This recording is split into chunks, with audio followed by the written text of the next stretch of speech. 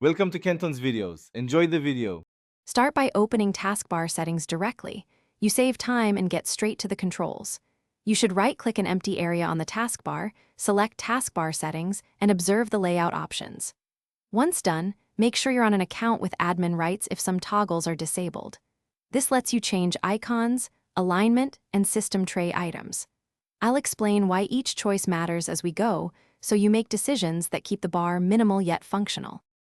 Now adjust alignment and visible items to reduce clutter. You can change taskbar alignment to left for a classic look, or center if you want symmetry.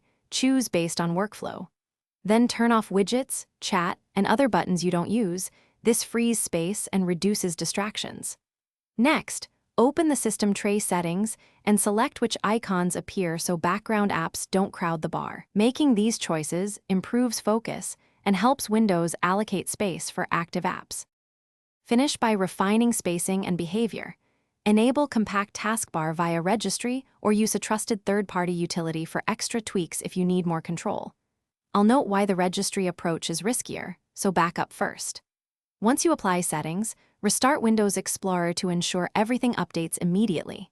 If icons disappear or toggles are grayed out, go back to Settings Personalization taskbar and verify permissions. If needed, reboot.